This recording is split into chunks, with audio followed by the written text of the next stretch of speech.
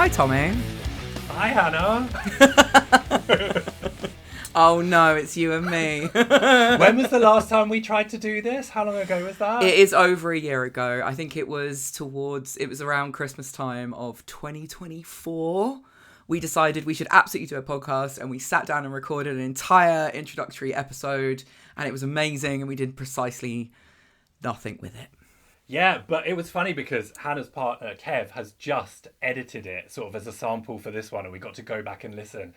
And it's really funny just listening back and sort of where we were at that time, because my husband. You mean my whole ass husband? husband? Oh my God, yeah, your husband. I still forget. Crazy. Yeah, this podcast produced by my whole ass husband.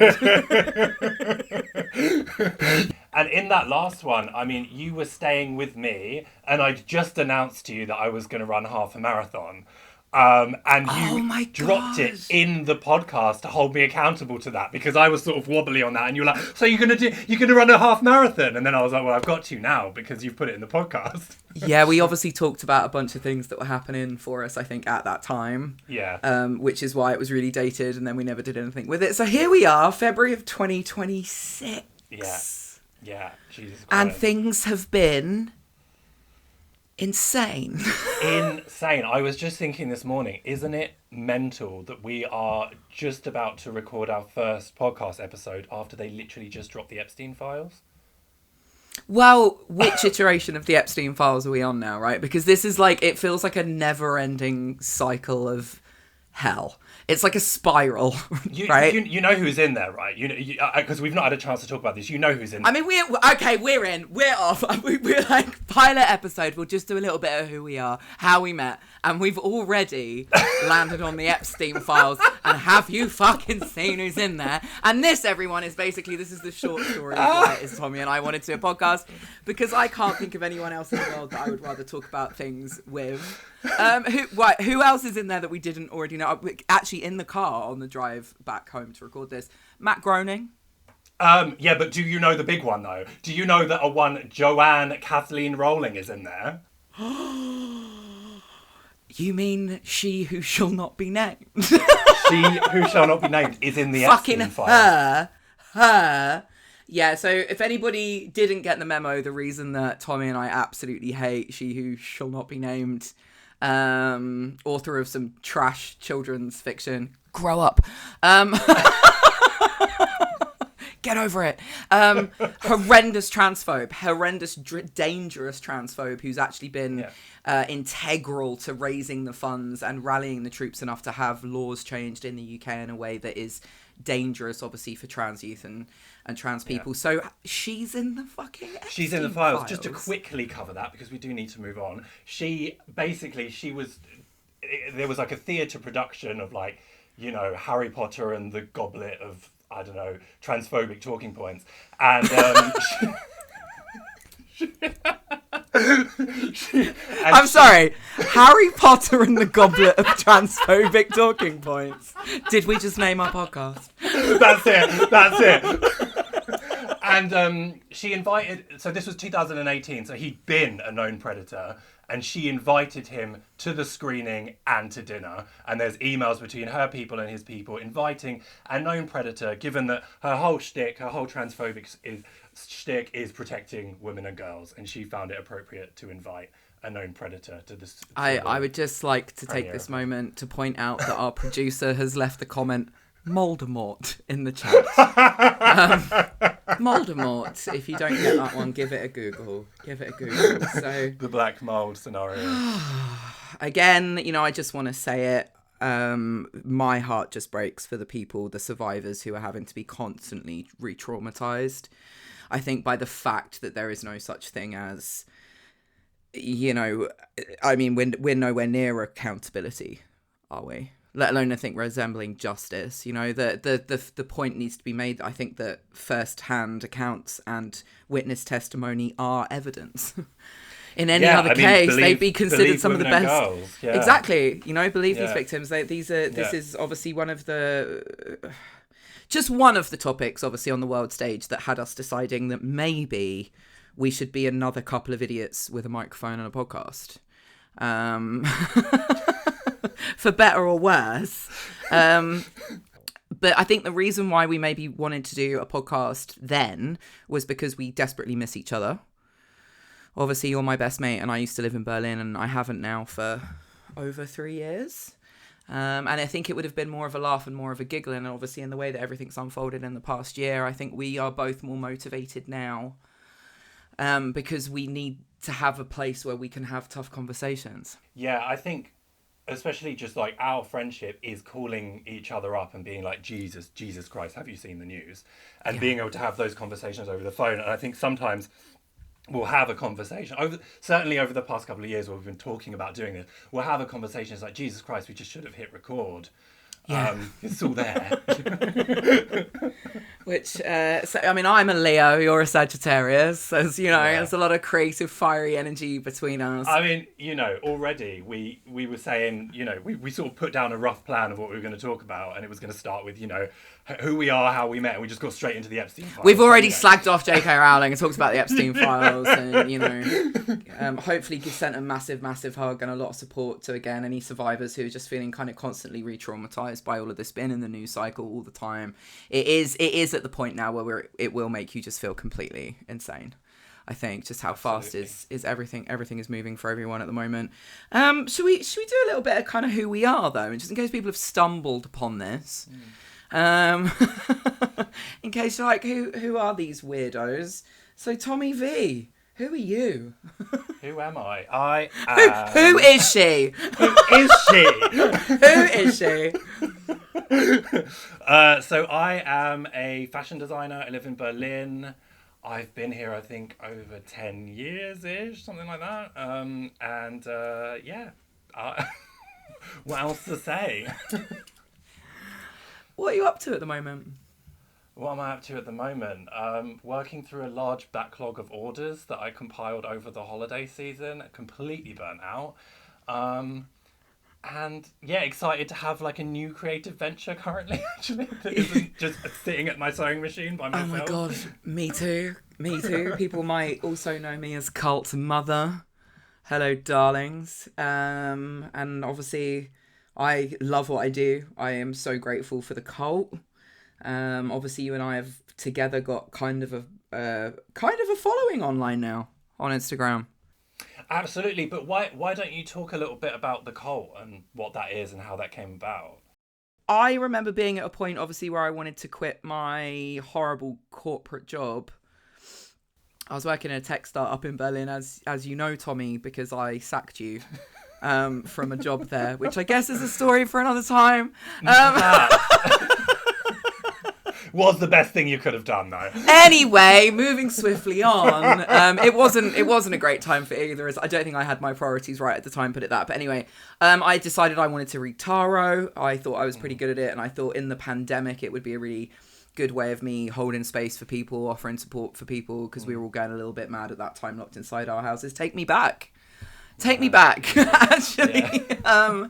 And I started offering tarot readings, teaching tarot, and then I also started the cult because I wanted to also create a place or a space online where I could talk about certain topics that I maybe wasn't able to in other spaces. I was really interested in kind of learning about spirituality and witchcraft, but I didn't necessarily identify with a lot of the aesthetic of modern white wellness that gets wafted around sometimes. So I really thought, you know, if I need this in my life right now in order to not go completely mad, then maybe other people might too. And since then, we've formed quite a motley crew. Because you're in the cult, which makes it cool. Yeah, obviously. absolutely. A paid up member. I know. But yeah, no, I mean, I can remember sort of around the time that we first met, we became fast friends, and Hannah would come over. And sort of, I was really just starting the brand. I was making like naff little collars and selling them to goths on Facebook or something. And Hannah would come over and just be lying in my bed reading my cards for me as I was at my sewing machine. And it was just a really fun time because I think we were both sort of building and establishing just like really the start of each of our brands. So we were just figuring this thing out. We were newly sober. We just started this like sort of spiritual journey, both of us in our own ways. And we're sort of coming into our own in that way, but it was all very early. So oh yeah, I think it's really important to point out that we were absolute chaos goblins, both of us, you know, Yeah. at the time that we met. And, you know, you were busy cutting and making with a mouthful of pins, sort of sat hunched over on your bedroom floor. And then I was there as well, like trying to read Jotaro with a guidebook in one hand. I always say when I teach these days, I talk about how I was screaming along to Celine Dion and chain smoking cigarettes. Is how I learnt Taro. Yeah, with my bestie Tommy. In that dirty bedroom I had, yeah. Yeah, so Tommy, at the time I met him, did live in an apartment where you couldn't close the fridge. The fridge was so badly iced up and moldy that I was like, Jesus Christ. And you had a post drawer where you never actually opened any mail. Like there's people talk about the anxiety that you get when you live in Germany, especially as an expat or a non-native language speaker, with some of the scary mail you can get. Tommy had a really great system for dealing with that. You just opened a drawer in the kitchen and shoved it in there and never opened it or let it see the light of day again. Yeah, and I was in loads of debt, and then one day, like, you just came over and just went through all my letters for me. Yeah, I remember, and I was just mortified at the situation, but you just went through, you organised it, and you were like, okay, this is important, this is not important. And I think it was just a really lovely time. We were really there for you each were other. also there for me at 3 o'clock in the morning after I had cut your own hair like you did the other day, yeah. Nothing has changed. Literally nothing has changed. Nothing has changed. But no, many obviously happy hours spent when we first met, just getting to know each other and chatting shit. And obviously we did meet in recovery. We did, yeah. Yeah, I chased you down after an AA meeting to tell you I was slightly concerned that maybe I'm gay. Yeah. But what you didn't know was that I was low-key already obsessed with you, because Hannah lived 5 doors down, and I'd seen her around, and they were this person that was walking around with like a Twin Peaks backpatch and checkered Vans and had this little dog. And I'd been saying to like friends of mine, like, oh, there's this person in the area and I could really quite like to be friends with them. I've got a bit of a friend crush. And then one day I was at a recovery meeting and another close friend of mine was staying with me, and I like ran home and was like, oh my God, Danzig stomach tattoo spoke to me.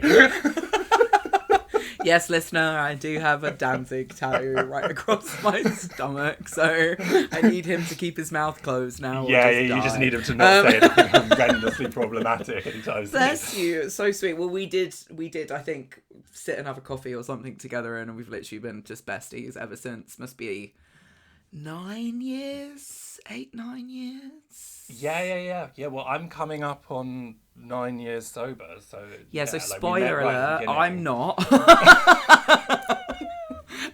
Saving that for another episode. Spoilers, I'm not, but you will be. That. And obviously, I am immensely proud of you. 9 years is fucking crazy. No idea how, given this past few years. No idea how. Yeah, I mean, when we talk about the motivation that we have for wanting to do a podcast, just the whole, you know, like I said, we haven't got a title yet. We're going to ask anybody listening to help us with that. I quite like Two Angry Goths. What was the one you quite liked, Hannah? Two utter nutters. Utter nutters. The reason I like utter nutters is because you and I went through a phase of talking about other people and going, honestly, they're just an utter nutter. But then we found out that in Germany, where we were both living at the time, nutter is also slang word for sex workers. Yeah. Right? Sex workers, real work. But it just added a whole new layer to us having been running around cackling and screaming at everyone that they were nutters. Very true. Because obviously for us, in our native language, in English, you're just a little nuts. You're a little kooky. You're a little crazy. It was but so yeah, so there's something in that. When you just said 5 doors down. Yeah, it was like 5 doors down. 5 doors down. Oh my God, yeah. 5 doors down. We can get someone to record it. I'll record it. Oh my God, yeah. Oh, that sounds wonderful. Because how was the song? Was it 10 doors down? 2, innit? Dolly Parton. Oh, okay, yeah. 2 doors. Is it? Oh, it's 2 floors down. Okay. I think I'm. Oh, I'm singing 2 different songs. Anyway, can we cut that bit, Kev? Kev, you still there? So what are we looking to do with the podcast? We've got an excuse to meet and have a good old chat every week because we were doing that anyway, right? But also, you and I think, because we did get to know each other in recovery, which is definitely built around the encouragement of being as kind of honest with yourself and other people as you can be, right? Is that I think it's really important for us to have somewhere where we can talk about things where hopefully other people, if they're listening, are going to be able to relate. And within that, they're going to feel a little bit less alone. Yeah. Right? Yeah, absolutely. I think for me, if people want to come and listen to Hannah and Tommy while they're kind of washing the dog, doing the washing up, driving to work, wherever it is that we listen to podcasts. You listen to a lot of podcasts. I listen to a lot of podcasts. But I would also like for us to be able to have conversations about what's happening in Palestine, what is happening in Iran. We've already mentioned something as horrendous as the Epstein files. But for me, I want to be able to do that from the perspective of two people who don't always know what they're talking about, right? Who have had to do a lot of unlearning and learning together. I remember when you and I met each other in the park during the uprisings in Minneapolis after George Floyd was killed. Yeah, and do you remember? And grappling with that as somebody at the time who just really didn't know anything, didn't know how to speak on it, didn't know how to show up in those kind of ways. And I think more recently, I've sort of tried to find my voice a little bit more online, but I'm realizing that there's only so much I can do that as a brand. And I really would like there to be a space where I can come together with you to talk about these things, but also bring in people that really do know what they're talking about, to be able to sort of platform other people that can really speak on those things. Exactly right. That's exactly what we'd love to do. For me, I was just thinking accidental activist is another good title for a podcast right now, because it's the same. I set out to read and teach tarot. I did a lot of very empowering, motivating, embrace your creativity, live your best life kind of work. And I just feel in the last couple of years, it's just been different because of how much people are struggling. So you and I both know that there is a really magic quality in other people being able to just be like, oh, do you know what? Me too.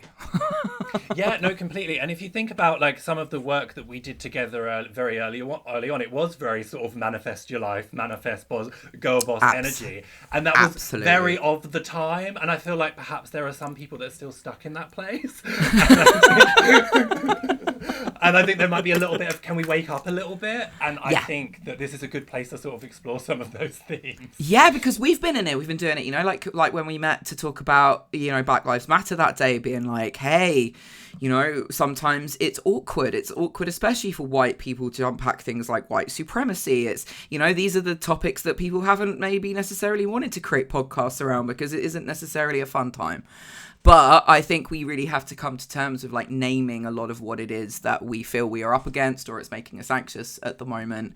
And as you said, having the opportunity to pass the microphone to other people. Definitely. So I know, obviously, you've been in contact with people who are from Iran. Yeah, absolutely. I mean, somebody that I collaborate with a lot. I mean, my friend Yasaman of Blackwood Castle is a Persian woman living in Canada, and has used her platform to speak about what's going on in Iran right now. And I feel like, as this is somebody that is my friend, I've had to do a lot of fast learning so that I can sort of keep up. But I really love the idea of bringing, somebody like that in to have those kind of conversations. And, just having friends in the trans community as well, with everything that's been going on with, trans rights and all that kind of stuff. I think we're both so sort of well connected to so many interesting people that we can have on and sort of facilitate those kind of conversations. So already, if you're listening and there's someone you'd particularly love to hear us talk to, you can absolutely let us know. I've already got some ideas of some really interesting conversations that we could have and guests that we could invite. But I also would really love us to do some agony gunkling. Where Tommy and I are just going to be your gunkles, because we'd absolutely love an opportunity to hear other people's kind of queries or questions, and I wouldn't necessarily take our advice, but we'll offer it nonetheless, right? Because I tried to do a podcast last year by myself, and I realised that as much as I love the sound of my own voice, talking constantly for 45 minutes is by yourself. Really, It's really, it was so dry. It was so boring. Well, the thing is, we can't forget that you had Single Fat 40 as well, which was a moment. I love that podcast. Do you know what Single Fat 40 was a moment? Because I was recording it with Sarah during the Pan-ED. Do you remember? During the pandemic. And everything we were talking about, from my rants about Crocs and Disney adults and like all the rest of it. Grow up. What, you don't like the little charms that you put on them? The little charms? Get a grip. Have a day off. Let people enjoy things, not round here. But Tommy, I mean, you were with me in London when I bought not one but two Labubus, so right, like. when we had to queue up at the Labubu shop, yeah, I was, yeah. Anyway, story for another time. I had Single Fat 40 with Sarah. That wasn't my podcast. Sarah was very much the driving force behind that. You can still listen to episodes wherever you listen to your podcasts if you want to. It is a laugh. I've listened to some of them. They are, like I said, like a bit of a time capsule of kind of where we all were and what we were doing during that time. But yeah, between that and then doing the kind of Agony Aunt one, I've kind of had a couple of runs at it, but I wasn't short of amazing questions from people. You know, I put a bit of a shout out for people to ask their queries or ask their questions. And I got so many really, really interesting responses. And so that's something that I would really love to do with you. Absolutely love to do that. Emo, she better don't. Well, that was the title of the one. Yeah, because when we were going to do it before, we were going to sort of really base it around our experiences growing up in, you know, Hannah growing up more in the emo scene and me growing up more in the goth scene. And we were going to call it Emo, She Better Don't, which was a fantastic title.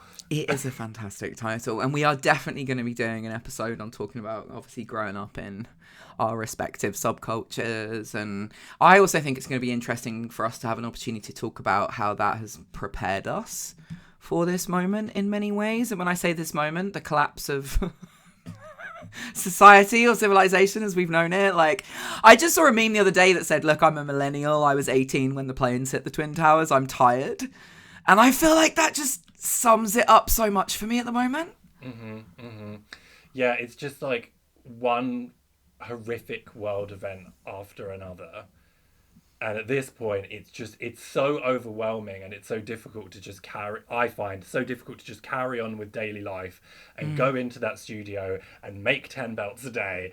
And it just, like, I don't know, I just find it so hard to know what to do with that anger currently. We're also the kids of, like, the social media era, aren't we? I mean, like, I'm 40 now. I remember being on MySpace. God bless MySpace. I remember Facebook, and making that first Facebook account and being on there and literally like updating my Facebook status 42 times a day, probably 42 times an hour when I'd had a drink, you know? Are you all right, babes? DM me, hun, innit? Snakes everywhere.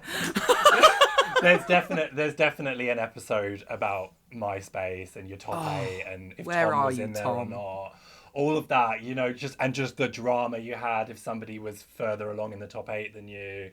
Like, so much in there. So much in there. But, you know, I think for us, we've had a lot of fun with social media, and then we've also kind of built brands with social media. And if we go back to the early days of Instagram, I was thinking about it the other day, we used to take pictures of our lunch. We used to go on Instagram and we used to take flat lays of what we were packing to go on holiday with. We used to take pictures of our hot dog legs on the beach. Do you remember? It was just, there was a kind of a universal aesthetic of just kind of journaling, scrapbooking, sharing moments from your day. But now we're in a world where it's everybody's like primary news source. Shouldn't be, but it is. And also, I think as it's grown, just the quality that's required of content, it's like, okay, but are you going to put that out as a fashion brand when it literally, like, the sort of production value isn't quite there, you know, like the reel needs to be so perfectly edited, like it really is just crazy now what you're expected to have to do. And that is part of what I wanted us to be able to do with this, right? Because exactly this, like starting a podcast now, it's like, well, I have to get this, and then I have to do this, and then I have to, and then we need to have a name, and then when we have a name, we have to get the socials, and we have to start a website, and we'll probably end up doing these things because we'll need to do them. But I didn't want to fall into that trap of, I can't do it until everything's perfect. We can't put something out there just to kind of have a chat with each other and have a chat with other people and try and keep us all connected and a little bit less alone right now, unless it's all where it needs to be. And we've talked about it a lot recently. I think we're all at a point now, unless we're giving we're doing it at 20%, 30%, we're not going to get it done at all. Absolutely. And it is just that time as well, isn't it? Like, I can't promise that I'm going to wake up tomorrow and have the energy for that, so it's like as and when there is the energy and the capacity and we're feeling inspired. But I did have one question. So I know obviously we're not doing the big manifesty girly thing anymore, but if there was one superstar guest that you would love to have on, like somebody that you would just love to sit down and get to have a conversation with, who would it be? It's got to be Dawn French. Only because there's a lot of people at the moment. Obviously, Monty from Instagram. Monty, you follow them. She's gorgeous. The ex-alt-right Christian nationalist who absolutely does the flaming takedowns of people by being like, well, actually, and just Bible versing them. Oh, yeah, I've seen her. I love her, yeah. Yeah, I knew. I was like, but I think it's Monty. Absolutely. He's former alt-right Christian nationalist. Yeah, deconstruction history smackdown. So 2.2 million followers. I'm going to assume that most people who are listening to this are probably following her already. Yeah, love that. Okay, that's a good one then. So absolutely, she's someone I would love for us to have a conversation with. Of course, that's very much But Dawn, at the beginning of last year, Dawn French invited me over to read tarot for her and some of her friends at an event, and invited me around her house for some tea and some cake, and talked about what a coward Keir Starmer is. And I just need everybody to know that Dawn French is team radical leftist scum. And one of the nicest, most genuine, down-to-earth people that I've met. And I'm also dismayed that when Dawn tried to stick her head above the trench even slightly to say something about Palestine, ended up in the British media, ended up getting I saw some of the DMs. And I am still disgusted. I'm still disgusted. But the part of the reason I would love to invite Dawn is to introduce you to Dawn. Because I know that you would die. Yeah, you'd just be like, oh my God, it's Dawn French. But also because I would love everyone else to, if they don't already, see and realise and hear what an absolutely genuine, lovely, gorgeous, down-to-earth, creative, talented person Dawn is, and how much work that she does backstage. Right, so I think it's very easy for us to be very critical of celebrities and celebrity. We should be fucking critical of celebrities and celebrity culture right now. Fuck celebrities and celebrity culture. But that's why when I find out people are working in this organisation, they're funding arts over here, they are involved with this, they're supporting all these other peoples and platforms and inviting someone like me and paying me to stay in a nice hotel and do what I do and, sharing my work and helping me grow my audience. So, yeah, I think for me it would probably be Dawn, and we'll ask. I'm going to ask Dawn, and hopefully I would absolutely die. I mean, having grown up on sort of the Vicar of Dibley and French and Saunders and all that, what an icon! What an icon! Yeah. So I think that's when I thought about us having guests, and then obviously I'm also a fan of Michael Old Ways. Oh, absolutely. Right. Yeah. Me and Michael have collaborated on some stuff for the cult. I know you were there, but I think me and Michael having a conversation, especially about how witchcraft is inherently queer. Yes. Right? I think it's going to be 100%. A really good episode as well. But what about you? And I'm going to say it. I was like, once upon a time, I would have ventured a guess. I'd have hazarded a guess here. And I know that it might even have changed very recently. So... no shade. 100%. And it definitely has changed. I mean, I am thinking black trans excellence. So top of the chart, Monroe Bergdorf, Cat Black. Oh, people in that space who I am just obsessed with. So I mean, for me, I think Monroe would be a huge one. Cat Black would be a huge one. Just other sort of voices in the left space. Matt Bernstein, obsessed with. Taylor Lorenz as just a wonderful journalist. Can we talk about who we'd never invite? I bet Florence Given. Oh my God. Florence fucking Given. Now, Tommy, I don't want to start a podcast with you where we just start slagging everyone off. Maybe I do. Maybe, in fact, I do. Yeah. Oh. I mean, at this point, it does need to be said because I used to love Florence, actually. Same. I can remember those sort of early manifest girly white girl feminist days and thinking that she had something to say, and well, at least hoping that she had some kind of message. But sort of as the years have gone by and as more terrible things have happened, it sort of doesn't really seem to be the case, does it? No. I think that we're waking up to a lot, right? Yeah. And we're going to have a lot of compassion for ourselves and with other people in terms of that process. But if you are in our opinion, I think it's safe to say, if you're someone with any kind of a platform, and I think having over 1 million followers on Instagram absolutely qualifies you, to have decided just to stay silent. But to stay silent on things like ICE when you just fucked off to LA because your privilege just allows you right now to fuck off to America like it's a fun fucking place to be. Well, she moved there during like the first round of ICE raids, isn't she? Yeah, that was probably the point that I just unfollowed and stopped paying attention, because you're showing me your Vinted haul at the same point that there's literally like chaos in the streets and people out here literally fighting for their lives. Like, I'm gonna give a shout out to Minneapolis, Minnesota, holding it down, boots on the ground, right? Like, phenomenal. It's a weird time to be alive. I was teaching a class on Sunday afternoon and someone was in there was like, my brother is in Minnesota. I am afraid of what will happen. And it isn't, maybe another working title is tinfoil hat wearing conspiracy theorist, because you and I talk all the time about how sometimes when we just talk about the reality of things, we feel utterly insane.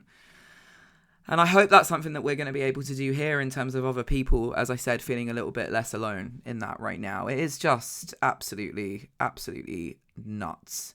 But, we'll manifest it, babes, our dream guests. She said it.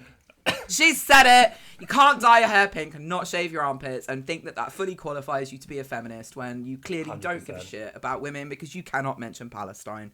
Free Palestine. Free Palestine. So I think we've set the tone. Yeah. I think we've said what it is and also what it isn't. Yeah, like I said, another working title is radical leftist scum at this point. Yeah. And remember, to be radical leftist scum today, you just have to have a working or functional sense of empathy. You just have to not want other people to suffer, and apparently that qualifies you now as radical. So yeah. Woke mind virus. Also, we can call it that. That would be another great title. The woke mind virus. I definitely suffer from that. I've got a really bad case of woke mind virus, and I don't always like being awake. I'll be really honest. I think that's something you and I have talked about as well. Well, that's what what's his name said about his daughter Vivian, isn't it? I remember her name. I don't remember his name. Who? Twitter guy. Elon Musk. I literally love the fact you're like, what was his name? That fucking guy. Remember the name of his gorgeous trans daughter, but have like completely lost his name. When she came out publicly, he said, I have lost my son to the woke mind virus, which I always thought was very chic. No, shout out for Elon Musk's daughter Vivian. Absolute gorgeous. Legend. Absolutely gorgeous, stunning, iconic. So we've batted a few titles about today, Tommy, for this podcast, but we are essentially going to be a democracy, right? Yes. I think that you and I should aim to stay ad-free. I mean, did both of us have a minute then? Because we're like, what if somebody offered us 1 million euros? Well, I mean, also, if we could bring in some people with interesting small businesses or sustainable fashion, something like that, I would be open. We'll do shout outs. I'm going to do shout outs, and we've been enjoying this. We think that you would too. I absolutely see a lot of that, but I'm not in the business right now, and I don't think you are either, of being like, let's set up a podcast as a business. Absolutely not. No, we don't need to do that. We both run businesses, but obviously to stay ad free, I think maybe we do set up a Patreon. Yeah. People can support us if they want to. We drink a lot of coffee. Or they can join as free members just so they can stay up to speed with kind of polls or submitting queries or questions for us to answer. I think that's going to be the best way for us to do that. But we are going to need a name. Absolutely. Yeah. So we let the people decide. We keep it democratic. Fantastic.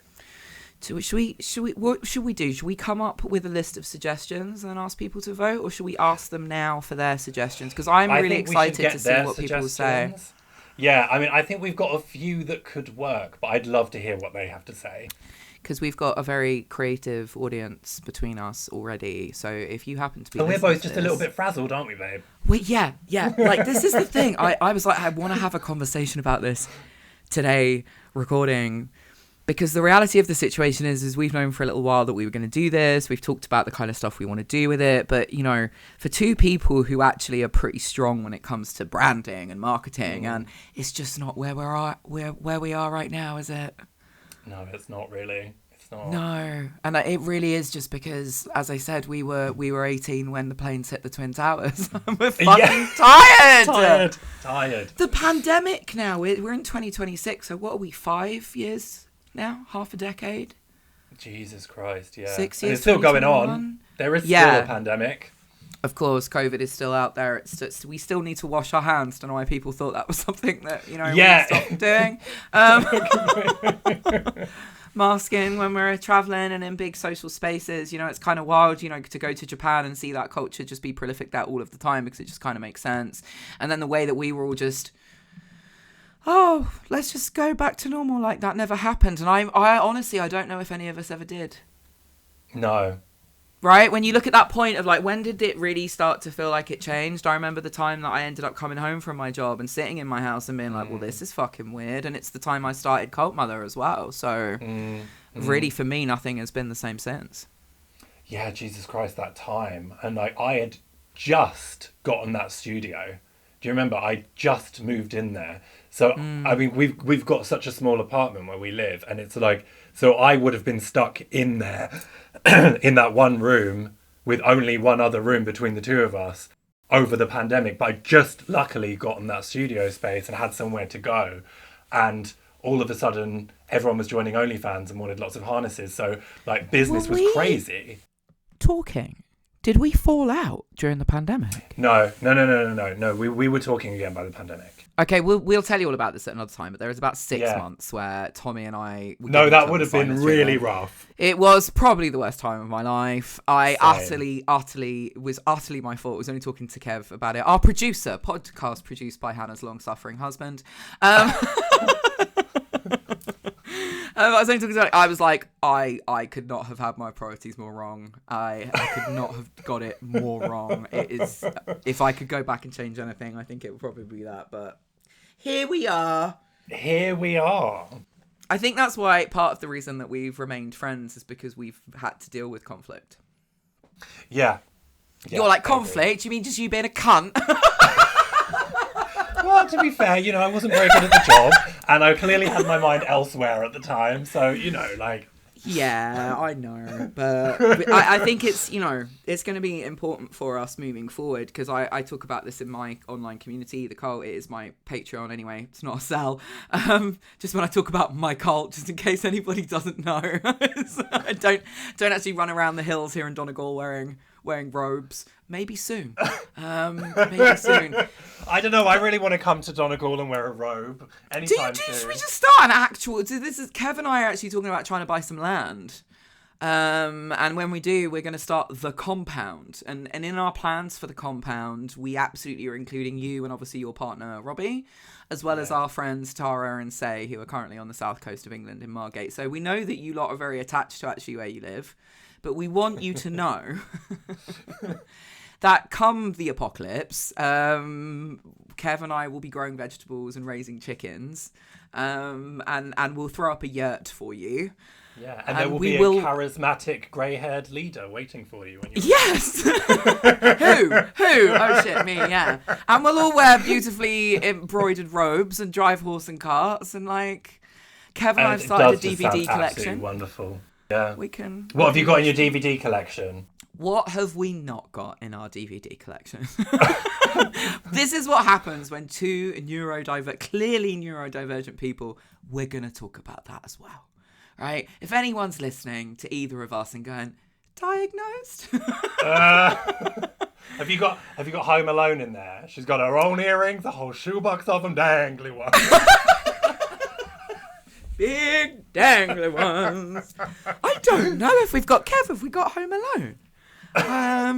I don't know as we would. I've gone for all the kind of movies that I owned on DVD, which was kind of Garden State, Juno, Dusk Till Dawn, like from kind of really weird B-movie horror to all of those kind of hipster indie movies of the early 2000s. But we're collecting DVDs because we don't know how to entertain ourselves when they shut off the internet. Yeah, I mean, these are things that we need to start thinking about. Again, I mean, tinfoil hat's coming out, but... Tom is like, are you okay? Baby, no, that was another idea for a name, wasn't it? We're not okay. We're not, someone's already done it. Someone's already done it. Such a shame. I really liked We're Not Okay, but it already exists. So this is the thing when you're trying to name a podcast as well, everyone. If you want to send us your suggestions, you might just want to have a little look or a little Google, because we've come up with all sorts of things. We've been really happy, and then you do a tertiary Google, and because everyone has a podcast, right? I personally think Trixie and Katia won the game when they named their YouTube channel. Yeah, what it's fantastic. Yeah, exactly. Hi, welcome to Well, I just can't wait to hear what they come up with. No, I also cannot wait to hear what they come up with. So we, in our attempt to move away from the kind of perfectionism that only ever results in procrastination, don't really know where we're going to put this. We don't know where you're listening to it. We're not going to ask you at this point to click to like or subscribe, but we absolutely will be soon. But the most important thing for me, and I know for you, Tommy, is obviously people can contact us. They can share what they're thinking. We can share some of that obviously in the episodes, and we're also really looking forward to getting those guests in soon 100%. As well. But how about next time we talk a little bit more about how and where we both grew up? You can tell us all about the goth scene in London in the early 2000s. I can talk so many about stories. Being in a positive hardcore band. Yes! Front in a band in the early 2000s. Maybe I'll even spill some gossip from the South Coast hardcore scene in the early 2000s. And there's a whole bunch of people right now that are going to start getting real nervous. Plenty of things that I could say as well. I'm serious though, right? This is the point. I've gotten to this point in my life and I'm like, do you know what? There's so many times I kept my mouth shut, and there's so many times I was on the receiving end of so much shit. And if I had my time again, I think I'd probably talk to people about what an abject prick that person was. And if you think that I'm not going to do that this time around and on my own podcast, you've got another thing coming. So let's just put this into the ether, and certain people out there can start to get a little scared. Oh, I'm really looking forward to hearing that. So yeah, we'll be talking about goth, we'll be talking about punk, we'll be talking about growing up in subcultures and scenes that saved us, supported us, and it may be also other times, there's some other stuff there that we need to talk about too, and I know that, other people will know what we mean by that, I'm certain. Yes. Yes. Anything else we need to cover while we're on here? I'm just looking at our little list. What do we call it? Agony gunkling, we've covered all that. Agony gunkling with Tommy and Hannah. Agony guardians. Agony guardians. Pain mavens. No. I've spent too much time on the online spiritual space. The woo-woo Wendy's, you mean? Fucking coven this and coven that.